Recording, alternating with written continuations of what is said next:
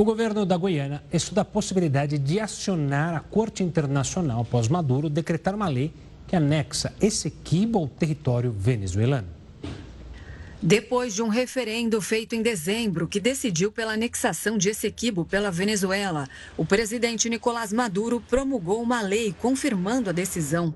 O texto ainda proíbe qualquer publicação do mapa da Venezuela sem a região de Essequibo e veta que pessoas apoiem interesses da Guiana. A área, que tem 159 mil quilômetros quadrados, é rica em petróleo e representa cerca de 70% do território do país vizinho. O governo da Guiana criticou a decisão venezuelana e disse que Maduro viola os princípios fundamentais do direito internacional. A diplomacia ainda estuda a possibilidade de acionar a Corte Internacional de Haia contra o líder venezuelano. A tensão entre os dois países pode afetar o Brasil, isso porque a rota viável entre Venezuela e Essequibo passa pelo estado de Roraima. O que a gente tem, então, uma opção mais fácil seria justamente este contorno por meio do território brasileiro, o que envolve o Brasil diretamente neste conflito. No momento, lá atrás, o Brasil enviou alguns soldados para a região, justamente tentando mandar um certo recado diplomático, ainda de uma forma muito sutil, de que o Brasil não apoiaria esta medida da Venezuela. Agora, caso a Venezuela de fato entre no território brasileiro, o Brasil pode ser, inclusive, levado a ter que declarar algum tipo de conflito contra os venezuelanos. Além do Brasil, os Estados Unidos podem aparecer no conflito. Durante o discurso sobre a anexação, Maduro afirmou que há bases militares americanas no território. O aumento da tensão pode fazer com que a Guiana busque Washington para receber proteção. Os Estados Unidos já declararam algum tipo de apoio à Guiana, que vem sofrendo com esta agressão, embora uma agressão diferente das que a gente observou no sistema internacional alguns anos atrás, né? Por enquanto, a Venezuela, de fato, não invadiu este território. Ela estaria anexando ele por meio de uma lei, o que não deixa de ser, ainda assim, um ato muito violento. É possível que a Guiana peça algum tipo de proteção militar aos Estados Unidos, como já havia sinalizado há bastante tempo. E para falar sobre essa crise entre Venezuela e Guiana, a gente recebe agora o professor de Direito Internacional da UFMT, Valério Mazzuoli. Boa noite, professor. Seja muito bem-vindo ao Jornal da Record News. Boa noite, Renata. Boa noite, Gustavo. Um prazer estar com vocês novamente. Professor, bom, diante dessa lei promulgada por Maduro, então, hoje na Venezuela, a gente pode pensar numa possibilidade do país invadindo militarmente ali a região de Essequibo? É algo possível? Bom, primeiro vamos interpretar o que significa essa lei criada pelo Maduro para justificar que o território de Essequibo pertence à Venezuela. Essa lei venezuelana para o direito internacional não tem nenhuma validade. Ela não tem absolutamente nenhuma eficácia. Um Estado, por meio de lei, não anexa território de outra potência estrangeira. Essa questão com a Guiana, essa questão é histórica. Houve uma arbitragem em 1899 que definiu que o território de Essequibo pertenceria, então, à Inglaterra, no âmbito da inglesa. Então, portanto, esse território teria sido incorporado hoje à Guiana, o que Nicolás Maduro contesta por entender que aquele laudo foi feito num contexto europeu, que tinha dúvidas sobre a qualidade daquele laudo arbitral. E edita uma lei agora, a partir de 2015, né, quando descobre o potencial petrolífero ali dessa região, dizendo, então, que essa porção de terra, que é maior que o Reino Unido, pertenceria, então, à Venezuela, que se transformou numa causa nacional na Venezuela. Essa norma não tem a mínima eficácia no direito internacional. Maduro poderia editar uma mesma lei dizendo que Roraima era da Venezuela também. Então, foi isso que a Corte Internacional de Justiça fez. A Corte Internacional de Justiça declarou que essa anexação pela via legislativa, isso é absolutamente ilegal. E se tem um tribunal que é competente para regular esse assunto, para decidir, julgar esse assunto, é a Corte de Haia. o que ocorre é que o senhor Nicolás Maduro não respeita as normas internacionais. A Venezuela demonstra que ela não tem apego ao cumprimento de normas internacionais. Disse o presidente da Venezuela que não aceita, imagine a jurisdição da Corte Internacional de Justiça. Dizer que não aceita a jurisdição da Corte Internacional de Justiça é dizer que não aceita as regras da ONU. A Venezuela demonstra que ela, num mundo politicamente organizado, não aceita as regras do jogo internacional. O tribunal até, eventualmente, o que eu acho que não vai acontecer, poderia até decidir a favor da Venezuela, mas ela não aceita a jurisdição de um tribunal. Então, respondendo à sua pergunta, é possível, sim, ter um conflito armado na região, porque se os meios diplomáticos de solução de controvérsia não são capazes e o país não aceita esses meios, a força bélica ela pode eventualmente se fazer presente. Professor, pegando o gancho dessa possibilidade de uma entrada da Venezuela nesse território, a gente viu na reportagem que a Guiana pode pedir ajuda justamente para o governo americano. Inclusive, nos próximos dias haverá um treinamento militar na região com apoio das Forças Armadas Americanas. É mais um conflito, esse ainda não armado, e a gente espera que não, que os Estados Unidos é puxado a participar.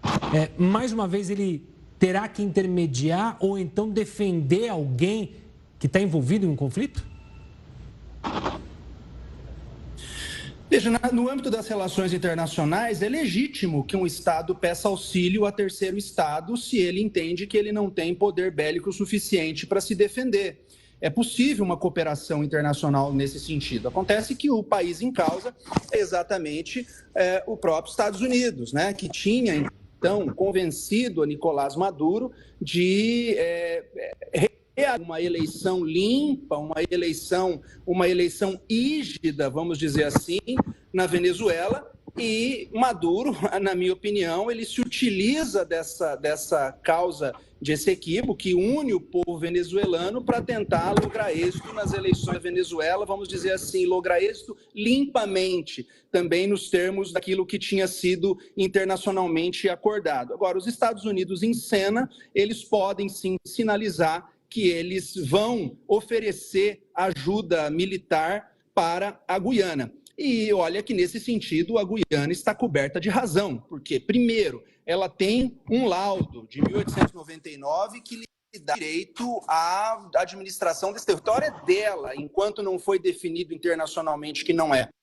E uma decisão prévia da Corte Nacional de Justiça que entende que existe um litígio, que entende que existe uma controvérsia internacional, mas não admite que, por meio de norma interna, se anexe território de outro Estado. Isso viola os princípios mais comezinhos do direito internacional público e das relações internacionais, das boas relações internacionais entre Estados. Professor, e de que forma o Brasil seria envolvido diretamente nessa questão? Começando ali pela parte geográfica, porque a gente já falou que o Brasil seria uma rota.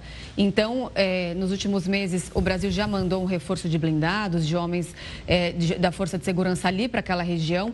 Necessariamente teria que passar ali pelo estado de Roraima? Perceba que exatamente o que você acaba de dizer.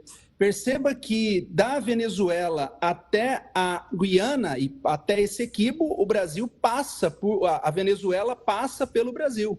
Então, o estado de Roraima é que está ali ele está encravado entre o território dos dois países. E, portanto, se existe uma possibilidade de conflito, já existe uma sinalização, afinal de contas, foi promulgada uma lei. É um passo que o Estado venezuelano está dando para dizer: eu aceito um conflito, eu estou pretendendo um conflito, respeito às regras do jogo internacional. E se a ponta lá de Roraima, que território brasileiro é encravada, o estado de Roraima praticamente, encravada entre a Venezuela e a Guiana, o Brasil ele tem que tomar exatamente medidas militares, porque o território brasileiro exatamente ele está no ponto central, no epicentro ali dessa passagem fronteiriça que vai ligar no médio norte do estado de Roraima, Venezuela e a Guiana. Professor, até que ponto o presidente Maduro traz esse tema agora em meio a uma eleição, em meio a acusações internacionais que a eleição, mais uma vez, não está sendo democrática, em que opositores não são possibilitados a disputar o pleito, e vem essa cortina de fumaça. Isso está mais para uma cortina de fumaça ou faz algum sentido Nicolás Maduro trazer isso à tona depois de tanto tempo, como o senhor bem explicou, sobre essa disputa? Faz muito sentido. Faz muito sentido. Se nós formos analisar a atitude dele sob o ponto de vista da ciência política, Maduro está tendo uma estratégia política, a sua visão, a sua maneira, interessante, né? Porque se ele assume um compromisso internacional de realizar eleições limpas, eleições rígidas e com a possibilidade de observadores internacionais do mundo e da Venezuela olhando, né, acompanhando de perto essas eleições, ele evidentemente corre o risco de perder as eleições dessa vez. Então, qual que é o tema que une o povo venezuelano, a esquerda e a direita, os polos venezuelanos? É a questão de Essequibo. Esse é um tema venezuelano. Esse é um tema nacional na Venezuela. Os venezuelanos, as crianças aprendem que Essequibo pertence a um mapa nos livros escolares venezuelanos, que aquele território é venezuelano. Então, eles sim, na minha opinião, jogam uma cortina de fumaça, porque a imprensa venezuelana não fala em outra coisa a não ser nesse plebiscito, que apesar da participação ter sido baixa, o plebiscito teve mais de 90% de aceitação daquilo que o Nicolás Maduro pretendia, portanto ele teve apoio popular sim nesse sentido, e isso é evidente que traz um fortalecimento para ele nas eleições venezuelanas contra o candidato ou candidata da oposição. Professor, só para a gente encerrar, a gente vem comentando aqui do envolvimento dos Estados Unidos e o Reino Unido. Lembrando aí que a Guiana é uma ex-colônia britânica. O Reino Unido, que posição que está? Ao que parece, está apoiando a Guiana, que até enviou no fim do ano passado um navio militar de guerra ali para a região. Que posição que fica o Reino Unido nisso tudo? Bom, o Reino Unido ele tem uma história na Guiana, né? Quando em 1814, né, essa Guiana ela é uma Guiana holandesa.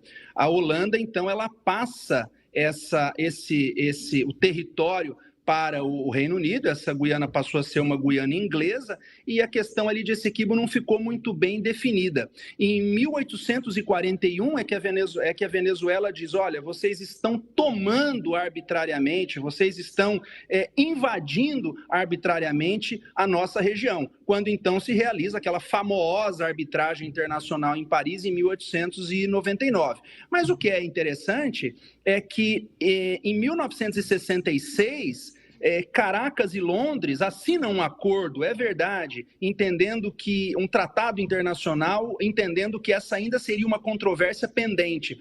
Mas esse assunto ele foi praticamente esquecido. O Hugo Chávez às vezes falava, às vezes não falava, e os outros governos venezuelanos anteriores deixavam isso um pouco no limbo. A verdade é que, com a descoberta dessa imensa quantidade de petróleo, veja, são 11 bilhões de barris de petróleo, isso significa quase mais de 70% do potencial de petróleo brasileiro. Isso não é brincadeira. É evidente que ele cresceu os olhos a partir de 2015 nessa situação e, portanto, que é o território. Então, na minha opinião, a Inglaterra ela tem um papel importante aí também, porque era proprietária, vamos dizer assim, desse território, e ela tem um papel moral em apoiar a Guiana nesse sentido contra esses atos do governo Maduro que ele vem tomando contra decisões internacionais, contra os princípios da ONU e contra as decisões do TGI, que é o Tribunal das Nações Unidas, que resolve contenda entre Estados. Tá certo, professor, obrigado pela participação aqui conosco, analisando e ajudando a entender o que se passa lá na região. Um forte abraço e até a próxima. Eu que agradeço, estou sempre à disposição.